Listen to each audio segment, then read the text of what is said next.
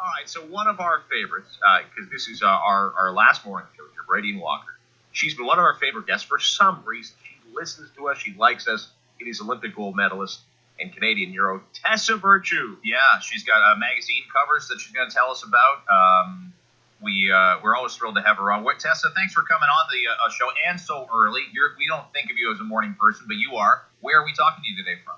I'm actually in LA. I'm here for costume fitting. We have a costume fitting later today also. I'm making that up. Well, they'll probably be quite similar, pink and sparkly and... You have no idea. For Andrew, yes.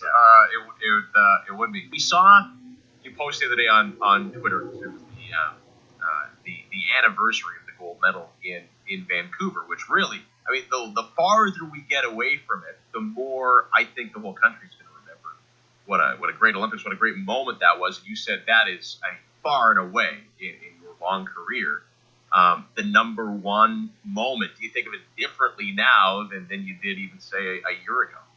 You know what? It's so interesting. I posted that sort of in a selfish way as I was reflecting on the past year, and I could not believe the outpouring of support. It was incredibly touching to receive all of these comments on people remembering Sochi just as well as I was. And I actually reached out to Marnie McBean because I asked, is it normal to feel this disconnected? It's almost as if someone else accomplished all those things. When I look back at the photos and the videos, it doesn't feel like it was me. And that's only a year out, so I can't imagine 20 years from now how I'll be feeling. But it's just incredible. I can't believe this past year and it's just flown by. But, you know, we mentioned in the post-games interviews how close the team was. Well, I can tell you there were a lot of text messages flying back and forth among the athletes, and it was just such a unique feeling. And we were so grateful to have had those performances, and more importantly, had that team in Sochi. Tessa Virtue is our guest on Bradey and Walker, and like that's the other thing is a different reflection on Sochi. Is it the same kind of wind down period? Do you recover as well? Do you sleep as well? Does the adrenaline still flow? Even thinking a year ago at this time, how things just sort of, it takes a while to get to normal after an Olympics, let's be honest. It does, and I'm not sure that I'm there yet. I was just sort of flipping through my calendar and realizing how few days I spent at home this past year. But it's been phenomenal. I think different from Vancouver, after the Sochi Games, we could really capitalize on the opportunities, or maybe not capitalize, more so just enjoy, working with different companies, traveling and speaking, and I think just sort of not getting back to training, not getting into that rigorous training mentality where every single minute was accounted for. This year's been different because anything that sort of sparked their interest, we could say yes to and give it a try, be it broadcasting or, a few fun, exciting projects we have coming up. It's been really different, but also really refreshing. Olympic gold medalist Tessa Virtue joins us on Bradey and Walker. We did not invite Scott Moore today. But it's an anti-Ilderton thing. I don't know what this is with you. It's just difficult to have two people on at the same time. There should be a thing. I mean... So let me ask you this. So you're not doing the competitive thing anymore, and you jokingly, you said the other day, you said, "Oh, I'm a has-been at 25." So what do you like better, I guess, the competition or skating? I mean, what's a deeper love for it? Because you're still getting to skate, you still have people paying to watch you, and you get to do what you're great at, but that burning desire to compete and win, is that greater than your love of the sport? Wow, what a great question. I think at this point, after competing for 17 or so years, this is where we're supposed to be. I mean, we're really enjoying the creative process, and we're trying to work with as many different choreographers as possible to sort of explore different movements and styles and challenge ourselves, because I think it's easy to sort of rest on your laurels when you get into the pro circuit. So we want to come out with new material. We want to have ambitious new programs, and it's thrilling. It's fun to perform without thinking about those judges and without appeasing to a certain demographic or a crowd. And, it's really just all about the show. We did a magnificent tour in Switzerland called Art on Ice just recently, and there were live musicians, fellow Canadian Nelly Furtado, Tom Odell.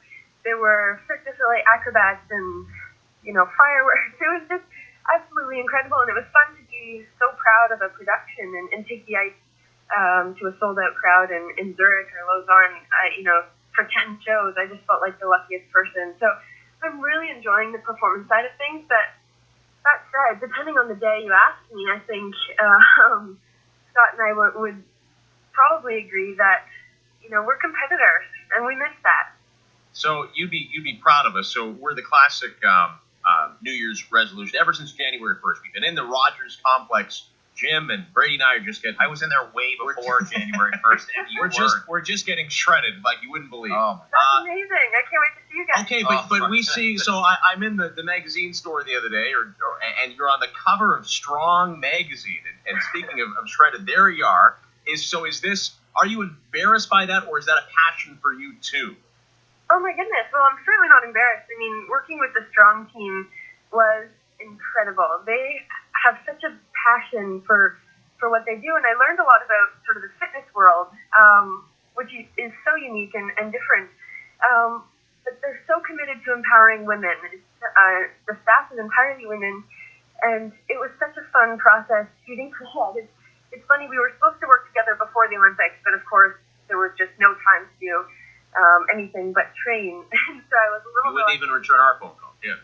Yeah, that's right. Yeah, sorry about that, guys. But I wasn't in Olympic shape, so I wasn't sure if how the pictures would actually come out. But it was fun training for that because my motivation was so vain. It was simply to look good in the magazine. So my trainer Maria Mountain at Revolution Conditioning in London, Ontario, we had so much fun putting together a workout that we could share with people because now that I'm not training for specific functional reasons or on-ice performance reasons, I can have fun in the gym and I can be in shape and do different things that I was never able to do when we were, so focused on, as I mentioned, those functional exercises. So it was a blast. Yeah, the pictures didn't turn out that well, but that's okay. There'll be other shoots. I'll work on that. Tessa Virtue's our guest on Bradey Walker. So tell us now, probably training, going to Sochi, training, going to World Championships. I'm sure strict diet, but everybody's got a food weakness. Like Walker will destroy a plate of buffalo wings faster, like it's like a lawnmower going through grass. It's embarrassing. I go to a grocery store, I buy for my family, but it's like chocolate almonds. If I get those bulk chocolate almonds, I'm gonna get a bag, and I try not to eat too many in the store. What do you do? What can you just not resist? Well, I keep racking my brain. I'm in this transition phase, and I keep racking my brain thinking of how I can become a professional pastry critic. Because that is my weakness. Is it really? Like it's like I drove about 40 minutes to get custard tarts and cannolis yesterday, and it was so worth it. That's a problem. Yeah, it is a problem with my nose. That's why I have to work out.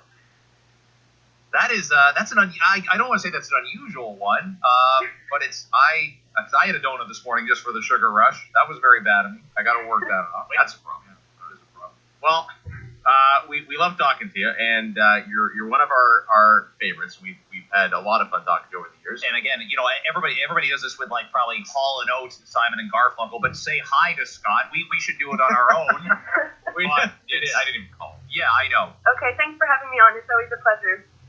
Tessa Virtue joining us. Got up really early from LA to do this. I thought she was overly nice to you, maybe out of empathy for your questions. Like she kept telling you what great questions they were. Stop being so jealous. And she just answered mine normally because we have that thing going on. About the questions, that is. That's all. Don't look at me. She called you George.